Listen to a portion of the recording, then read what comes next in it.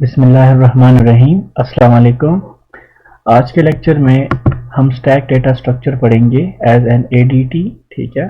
और उसके बाद हम स्टैक की टर्मिनोलॉजी डिस्कस करेंगे और उसके बाद हम स्टैक पे कौन कौन से ऑपरेशंस परफॉर्म होते हैं वो हम सारे ऑपरेशंस डिटेल में देखेंगे और लास्ट में हम application of stack data structure discuss करेंगे। Stack is collection of elements with restriction that elements are added or removed only from one end।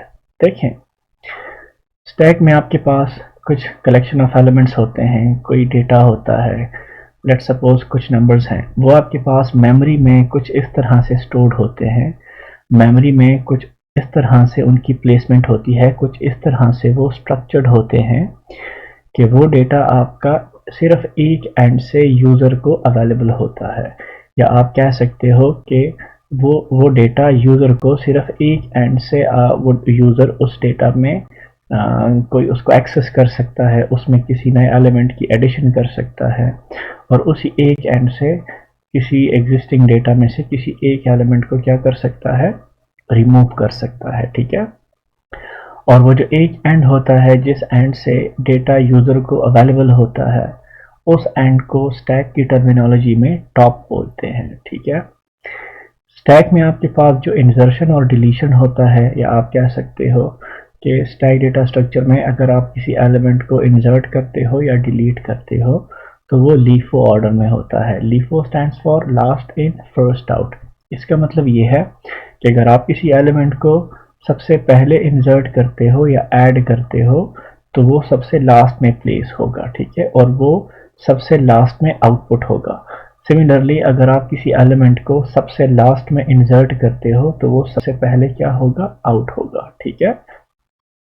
Similarly stack आपके पास क्या है, एक लीनियर डेटा स्ट्रक्चर है। लीनियर डेटा स्ट्रक्चर में हमने कहा था एक ऐसा डेटा स्ट्रक्चर जिसमें आपके पास एलिमेंट्स जो होते हैं, पहले एलिमेंट और लास्ट एलिमेंट को छोड़ के हर एलिमेंट का एक सक्सेसर होता है और एक प्रीडेसेसर होता है, ठीक है।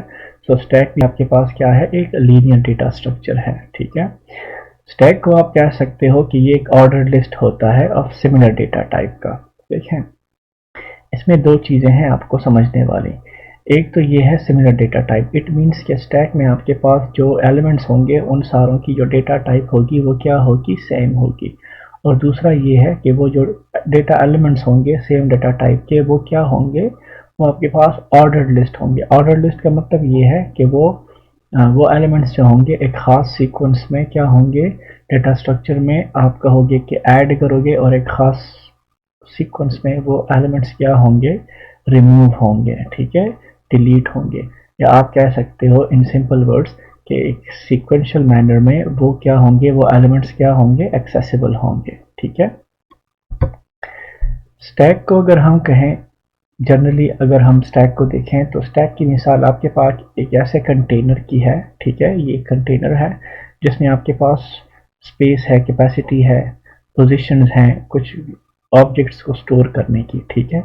और वो कंटेनर जो है वो तीन साइड से क्लोज्ड है। क्लोज का मतलब ये है कि इस साइड से आप इन डेटा एलिमेंट को एक्सेस नहीं कर सकते हो, इस साइड से, इस साइड से और इस साइड से आप डेटा एलिमेंट्स को एक्सेस नहीं कर सकते हो। डेटा एलिमेंट्स को नए डेटा एलिमेंट को ऐड नहीं कर सकते हो या किसी एग्जिस्टिंग डेटा एलिमेंट को आप रिमूव नहीं कर सकते हो। और सिर्फ एक एंड जो है इस कंटेनर का ओपन है, ठीक है, और इसी एक एंड से आप डेटा को ऐड भी करोगे और डेटा को रिमूव भी करोगे, ठीक है। और इसी एक एंड को क्या कहते हैं, टॉप कहते हैं, ठीक है। और जो जो लास्ट वाला जो पोजीशन होता है जिसमें आपका वो वाला ऑब्जेक्ट प्लेस्ड होता है जो आपने सबसे पहले इंसर्ट किया था, उसको बॉटम कहते हैं, ठीक है। अगर आप रियल लाइफ में या जनरल लाइफ में इसकी एग्जांपल आप देखो तो जिस तरह वो जो टेनिस बॉल्स होते हैं वो जिस कंटेनर में प्लेस्ड होते हैं, तो वो आप कह सकते हो कि आपके पास स्टैक डेटा स्ट्रक्चर होता है। देखें, ये आपका बॉल नंबर 1 है, बॉल नंबर 2 है और बॉल नंबर 3 है। जब इस कंटेनर में बॉल नंबर 1 प्लेस किया जा रहा था तो बॉल नंबर 1 आपके पास पहला एलिमेंट था, ठीक है। उसके बाद बॉल नंबर 2 प्लेस हुआ, उसके बाद बॉल नंबर 3 प्लेस हुआ। अब अगर आप इस कंटेनर में से किसी एलिमेंट को बाहर निकालोगे तो सबसे टॉप पे कौन सा वाला बॉल अवेलेबल है, जो आपने सबसे लास्ट में आपने इंसर्ट किया था, बॉल नंबर 3, ठीक है। और इन बॉल्स को, इस डेटा एलिमेंट्स को आप इन बाकी तीनों साइड से, लेफ्ट से, राइट से और बॉटम से आप इनको एक्सेस नहीं कर सकते हो। और इसी एक एंड से आपके पास ये बॉल जो हैं वो क्या है, अवेलेबल हैं, एक्सेसिबल हैं, ठीक है।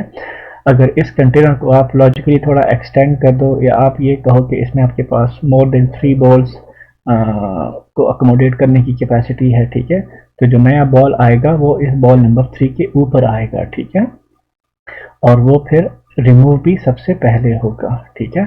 सो स्टैक डेटा स्ट्रक्चर जो होता है उसकी मिसाल एक ऐसे कंटेनर की है जो 3 साइड से क्लोज हो और एक साइड से ओपन हो, ठीक है। और स्टैक की टर्मिनोलॉजी में उस एक ओपन एंड को कहते हैं top of the stack. Stack की टर्मिनोलॉजी हम देखें तो दो ही मेन टर्मिनोलॉजी यूज होती हैं स्टैक में, एक होता है पुश, एक होता है पॉप। पुश का मतलब ये है कि आप स्टैक में से किसी एलिमेंट को आप इंसर्ट कर रहे हो, ऐड कर रहे हो, ठीक है। और सिमिलरली पॉप का मतलब ये है कि आप स्टैक में से किसी एलिमेंट को रिमूव कर रहे हो। और जिस तरह हमने अभी बात की कि जो इंसर्शन होती है और ये जो डिलीशन होती है ये फ्रॉम द टॉप होती है, ठीक है। तो आप जब भी स्टैक में कोई एलिमेंट ऐड करोगे या पुश करोगे तो वो आपके टॉप पे आएगा, ठीक है।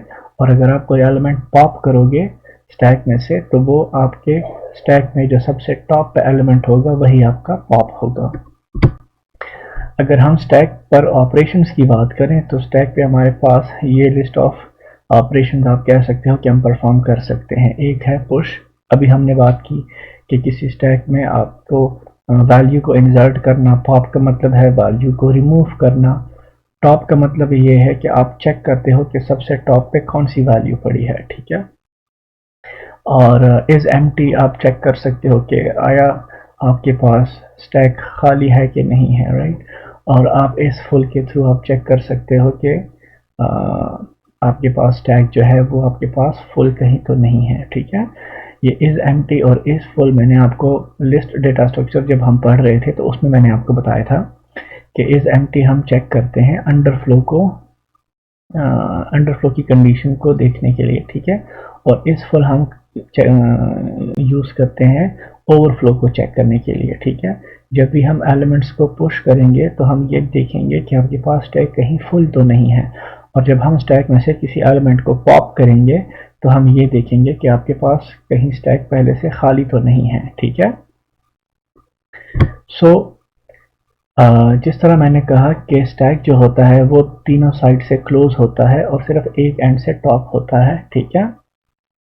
सो टॉप आप जो भी ऑपरेशन परफॉर्म करोगे तो उन सारे ऑपरेशंस में आप टॉप की वैल्यू को ज़रूर कंसिडर करोगे, या आप कह सकते हो कि टॉप की वैल्यू को जाने बगैर या टॉप की वैल्यू को प्रोसेस किए बगैर आप कोई भी ऑपरेशन परफॉर्म नहीं कर सकते हो। ना किसी एलिमेंट को आप पुश कर सकते हो, ना पॉप कर सकते हो, ना टॉप पे या सबसे ऊपर कौन सी वैल्यू पड़ी है ना आप वो जान सकते हो, ना आप ये देख सकते हो कि स्टैक में टोटल कितने नंबर ऑफ एलिमेंट्स हैं। इन सिंपल वर्ड्स टॉप की वैल्यू के बगैर आप कोई ऑपरेशन परफॉर्म नहीं कर सकते हो, ठीक है। सो डिफरेंट वक्त में आपके पास टॉप की डिफरेंट वैल्यूज होंगी, ठीक है। फॉर एग्जांपल अगर टॉप आपका -1 होगा तो स्टैक आप कहोगे कि एम्प्टी है। अगर टॉप आपका 0 होगा तो इट मीन्स कि स्टैक में आपके पास कितने एलिमेंट्स हैं, एक एलिमेंट है। अगर टॉप में आपके पास ms-1 है तो इट मीन्स कि स्टैक आपका फुल है। ms stands for maximum size. जो स्टैक आपका होगा उसकी एक मैक्सिमम साइज होगी जो कि हम डिक्लेयर करेंगे, ठीक है। तो अगर टॉप आपका मैक्सिमम साइज -1 तक पहुंच गया है तो इट मीन्स के स्टैक आपका फुल है, ठीक है। और अगर टॉप की वैल्यू ना -1 है, ना 0 है, ना ms-1 है तो इट मीन्स के स्टैक आपका पार्शियली फेल्ड है, ठीक है। अगर इन सारी बातों को हम एनालाइज करें तो हम ये बात कंक्लूड कर सकते हैं कि स्टैक को हम इजीली यूजिंग एरे इम्प्लीमेंट कर सकते हैं, ठीक है। हम क्या करेंगे कि एक कांस्टेंट डिफाइन करेंगे मैक्सिमम साइज, ठीक है। कोई भी मैक्सिमम साइज का यहाँ पे हम डिक्लेयर कर सकते हैं, वैल्यूज की सेट कर सकते हैं। यहाँ पर मैं 5 कर रहा हूँ, ठीक है, फॉर सेक ऑफ अंडरस्टैंडिंग, ठीक है। उसके बाद फॉर एग्जांपल मैं एक स्टैक बना रहा हूँ जिसमें हम इंटीजर वैल्यूज को स्टोर कर सकेंगे, ठीक है। सो वो क्या होगा, आपके पास इंटीजर हम एक एरे बनाएंगे जिसकी साइज क्या होगी, ms के बराबर होगी, ठीक है। और उसके बाद हमने कहा था कि आपके पास एक टॉप पॉइंटर होता है जो कि आपके पास टॉप को रिप्रेजेंट करता है, ठीक है।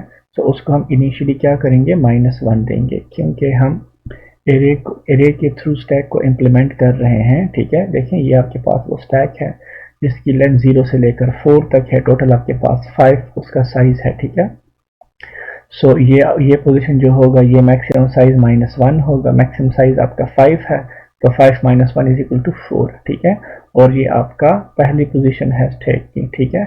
और जब स्टैक आपका खाली होता है, ठीक है, तो उस वक्त आपका जो टॉप होता है वो कहाँ पॉइंट कर रहा होता है, आप कह सकते हो कि ये हमारे पास एक लॉजिकल पोजीशन है -1, ठीक है। और स्टैक की पोजीशन यहाँ से स्टार्ट होती है 0 से, ठीक है। तो अगर टॉप आपका -1 पे होगा तो इट मीन्स कि स्टैक आपका क्या है, एम्प्टी है। और टॉप अगर आपका पहुंच जाएगा ms-1 पे तो इट मीन्स कि स्टैक आपका क्या है, फुल हो गया है, ठीक है। तो इसके बाद जब भी हम पुश और पॉप या कोई भी दूसरा ऑपरेशन परफॉर्म करेंगे तो उन सारे ऑपरेशन में टॉप की वैल्यू प्रोसेस होगी, और आप कह सकते हो सिंपल वर्ड में कि पुश और पॉप और जितने भी ऑपरेशन होंगे वो सारे टॉप की वैल्यू को प्रोसेस करेंगे, मैनिपुलेट करेंगे, और अल्टीमेटली टॉप की वैल्यू चेंज होगी with respect to the every operation you perform, ठीक है। तो देखते हैं, फॉर एग्जांपल ये आपके पास एक स्टैक हमने बनाया, ठीक है, जिसका साइज 0 से लेकर 4 तक है, ये उसका -1 पोजीशन है, राइट।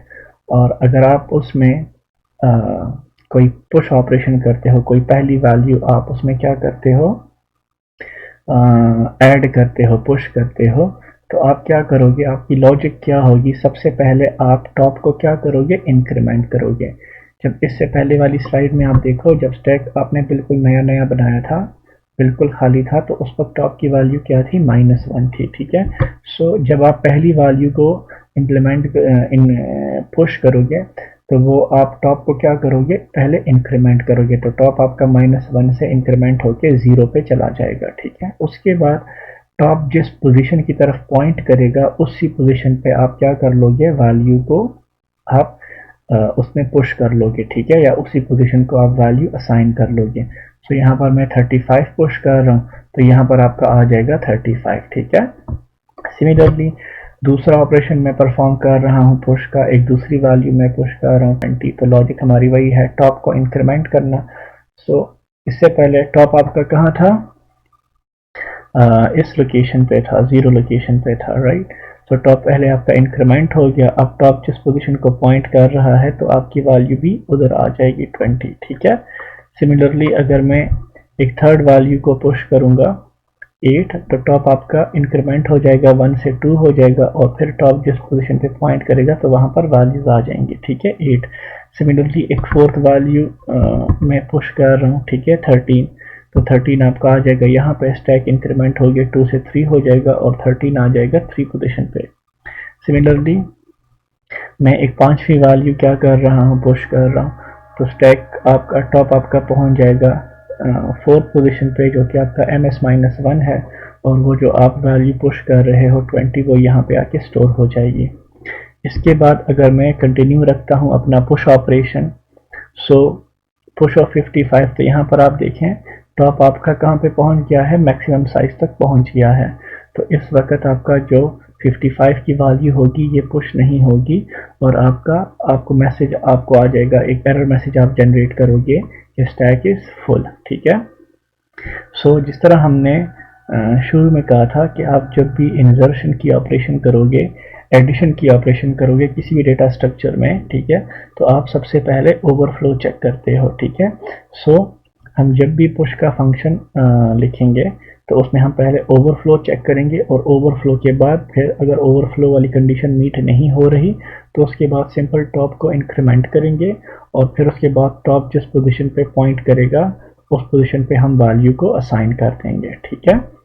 सिमिलरली अगर हम पॉप की बात करें तो पॉप में आपके पास, अब देखें ये आपके पास जो डेटा स्टैक था इसमें आपके पास ये 5 एलिमेंट्स आपने पुश कर दिए थे। अब लेट्स सपोज मैं इनको पॉप करता हूँ, तो जब पहला पॉप मैंने कॉल किया तो इसमें आपके पास लॉजिक क्या होगी कि आप पहले क्या करोगे, टॉप जिस पोजीशन पे पॉइंट कर रहा था उसकी वैल्यू को आप क्या कर दोगे, 0। देखें अब लास्ट पुश तक इसकी वैल्यू क्या थी, 20 थी। तो जब आप पॉप करोगे तो सबसे पहले इस वैल्यू को आप 0 कर सकते हो। ये आपके पास ऑप्शनल स्टेप है, अगर आप नहीं भी करते हो, ये वाला स्टेप आप नहीं भी करते हो तो तब भी चलेगा, ठीक है। और जब आपके पास ये वैल्यू 0 हो जाएगी, उसके बाद हम सेकंड काम क्या करेंगे, टॉप को डिक्रीमेंट करेंगे। सो टॉप पहले 4 को पॉइंट कर रहा था, अब आपका टॉप कहाँ पे पॉइंट करेगा, 3 लोकेशन पे पॉइंट करेगा, और उससे पहले जो वैल्यू थी वो आपने 0 कर दी। सिमिलरली मैं दूसरा पॉप कॉल करता हूँ, तो ये वाली वैल्यू आपकी 0 हो जाएगी और टॉप आपका डिक्रीमेंट होके 2 पे आ जाएगा। मैं एक और पॉप कर रहा हूँ, तो ये वैल्यू आपकी 0 हो जाएगी और टॉप आपका डिक्रीमेंट होके 1 पोजीशन पे आ जाएगा। वंस अगेन मैं पॉप कर रहा हूँ, तो ये वाली वैल्यू आपकी 0 हो जाएगी और आपका टॉप डिक्रीमेंट होके 0 पे आ जाएगा। और सिमिलरली मैं एक और टॉप पॉप कर रहा हूँ, तो जो लास्ट वैल्यू थी वो भी आपका 0 हो जाएगी और टॉप आपका डिक्रीमेंट होके -1 पे आ जाएगा। अब अगर इस वक्त मैं एक और पॉप ऑपरेशन परफॉर्म करता हूँ, तो आप देख सकते हो कि टॉप आपका ऑलरेडी -1 पे लाई कर रहा है और स्टैक आपका ऑलरेडी खाली है। तो इस वक्त आपका एरर मैसेज जनरेट होगा अंडरफ्लो का कि ये पॉप ऑपरेशन आप अलाउ नहीं हो सकता और कोई भी वैल्यू पॉप नहीं हो सकती, क्योंकि स्टैक आपका ऑलरेडी खाली है, ठीक है। सो अगर हम समराइज करें, तो पॉप ऑपरेशन करते वक्त हम पहले अंडरफ्लो चेक करेंगे, अंडरफ्लो नहीं है तो उसके बाद हम ये ऑप्शनल स्टेप परफॉर्म करेंगे। टॉप जिस पोजीशन पे अभी करंटली पॉइंट कर रहा है उसको हम 0 करेंगे और उसके बाद टॉप की वैल्यू को क्या करेंगे, डिक्रीमेंट करेंगे, ठीक है।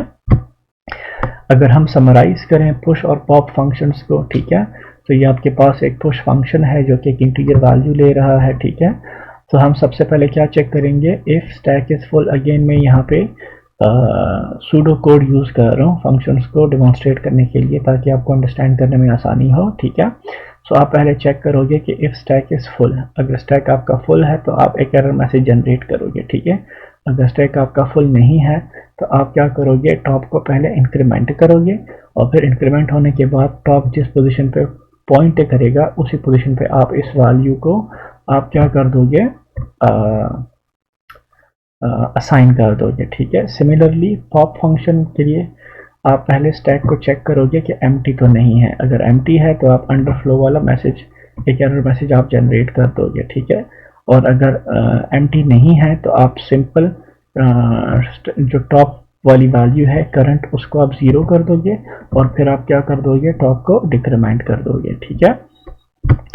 सिमिलरली अगर आप स्टैक की एलिमेंट को डिस्प्ले करना चाहते हो तो याद रखें कि स्टैक में आपके पास जो एलिमेंट्स होते हैं वो हमेशा 0 और टॉप के बीच में जो एलिमेंट्स होते हैं वो आपका स्टैक का डेटा होता है, ठीक है। एक आपका मैक्सिमम साइज होता है और एक आपकी लेंथ होती है फ्रॉम 0 टू टॉप। तो जब भी हम स्टैक के एलिमेंट्स को डिस्प्ले करेंगे तो 0 से टॉप तक के एलिमेंट्स को क्या करेंगे, कंसिडर करेंगे, ठीक है। सो वैल्यूज़ को डिस्प्ले करने के लिए आप अच्छी बात यह है कि आप सबसे पहले चेक कर लो कि स्टैक आपका एम्प्टी तो नहीं है, ठीक है। सो अगर आप ये वाली कंडीशन नहीं चेक करोगे तो फिर यहाँ पे जो गार्बेज वैल्यूज़ होंगी वो आपको प्रिंट हो जाएंगी, ठीक है। सो आप पहले चेक करोगे कि अगर आपका स्टैक एम्प्टी है, ठीक है, सो आप यहाँ पे एक एरर मैसेज जनरेट करके यहाँ से रिटर्न कर जाओ। अगर स्टैक एम्प्टी नहीं है तो फिर आप सिंपल 0 से लेकर टॉप तक एक लूप चलाओ। स्टार्ट आप 0 से टॉप तक आप जाओगे तो इंक्रीमेंट करोगे, ठीक है, और आप स्टैक ऑफ काउंटर की जो भी आपने काउंटर लिया हुआ है, आई लिया है या जे लिया है, जो भी है, तो आप स्टैक ऑफ काउंटर की वैल्यू को आप प्रिंट करते जाओगे, ठीक है। सिमिलरली चेक फंक्शन हम परफॉर्म कर सकते हैं स्टैक पे, स्टैक की स्टेटस को चेक करने के लिए कि आया स्टैक आपका एम्प्टी है कि नहीं है, फुल है कि नहीं है, या पार्शियली फिल्ड है कि नहीं है। तो इन सिंपल वर्ड्स, टॉप अगर आपका -1 है तो स्टैक आपका एम्प्टी है, अगर टॉप आपका -1 है तो स्टैक आपका फुल है, और अगर ना -1 है और ना -1 है तो इट मीन्स कि स्टैक आपका पार्शियली फिल्ड है, आपके पास स्टैक में एलिमेंट्स मौजूद हैं। सिमिलरली एक और ऑपरेशन हमने जिक्र किया था, टॉप ऑपरेशन, ठीक है। सो टॉप ऑपरेशन भी आप परफॉर्म कर सकते हो। टॉप ऑपरेशन क्या करेगा, स्टैक के टॉप में जो वैल्यू होगी वो आपको शो कर देगा, ठीक है, कि अभी इसी वक्त स्टैक में जो मौजूदा टॉप पे जो वैल्यू पड़ी है वो ये वाली है, ठीक है। यहाँ पे आप इस डबल पी से परेशान ना हो, क्योंकि यहाँ पर हम ऑलरेडी टॉप जो है वो एक पॉइंटर हम यूज़ कर रहे हैं, ठीक है। तो यहाँ पर फंक्शन को डिफरेंशिएट करने के लिए मैं यहाँ पे डबल पी लिख रहा हूँ, ठीक है। आप कोई भी यूज़ कर सकते हो। अगर हम स्टैक की एप्लीकेशंस की बात करें तो डेटा प्रोसेसिंग में आप कह सकते हो कि जो एरे होता है, या आपके पास अगर कोई कैरेक्टर एरे है, कोई स्ट्रिंग है, तो आप स्टैक के थ्रू इजीली उस स्ट्रिंग को या उस एरे के एलिमेंट्स को आप रिवर्स कर सकते हो, ठीक है। फॉर एग्जांपल हेलो है, तो हेलो को आप रिवर्स करके OLLEH आप कर सकते हो, ठीक है। सिमिलरली जो डेस्कटॉप एप्लीकेशंस होते हैं उनमें आपके पास जो अनडू ऑपरेशन होता है टेक्स्ट एडिटर्स में, वो आपके पास यूजिंग स्टैक होता है, ठीक है। फॉर एग्जांपल आप कोई माइक्रोसॉफ्ट वर्ड आपने ओपन किया है और आप उसमें एंट्री कर रहे हो, आप कीबोर्ड से कुछ लगे हो, कुछ टेक्स्ट या कुछ नंबर्स या कुछ सिंबल्स आप उसमें एंटर कर रहे हो, तो हर जो नंबर आप इंसर्ट करते हो तो वो आपका स्टैक में स्टोर होता है, ठीक है। जो नंबर आपने अभी रिसेंटली बटन आपने रिसेंटली पंच किया है, तो वो आपके पास स्टैक के टॉप पे स्टोर होता है, ठीक है। और जैसे ही आप कंट्रोल जी करते हो तो कंट्रोल जी का मतलब होता है पॉप, ठीक है। सो जो आप कंट्रोल जी करते हो तो उस टैग में से जो रिसेंट आपने पंच किया होता है, जो एक्शन परफॉर्म किया होता है, तो वो क्या हो जाता है, पॉप हो जाता है, अनडू हो जाता है, ठीक है। सिमिलरली अगर आप लोगों को याद हो, लेक्चर 2 में हमने बात की थी मेमोरी एलोकेशन में, जहाँ से फंक्शन कॉल्स हो रहे थे और लोकल वेरिएबल्स, तो वो भी आपके पास स्टैक में क्या हो रहे थे, जो प्रोग्राम की मेमोरी होती है स्टैक पार्ट, उसमें आपके पास यूज़ हो रहा था स्टैक, ठीक है। सिमिलरली इसके बाद जो हमारा टॉपिक होगा इनफिक्स और प्रीफिक्स नोटेशंस, राइट। तो आप किसी भी अलजेब्रिक एक्सप्रेशन को आप कह सकते हो, सॉरी, प्रीफिक्स एक्सप्रेशन को या पोस्ट फिक्स एक्सप्रेशन को, ये चीज़ें अभी तक हमने चूंकि पढ़ी नहीं है, नेक्स्ट लेक्चर हमारा यही होगा, तो आप समझ जाओगे ये वाला पॉइंट कि ये नोटेशंस क्या होते हैं, प्रीफिक्स और पोस्ट फिक्स, ठीक है। और फिर स्टैक के थ्रू हम इन नोटेशंस को कैसे हम इम्प्लीमेंट कर सकते हैं एक्सप्रेशंस को इवैल्यूएट करने के लिए, ठीक है।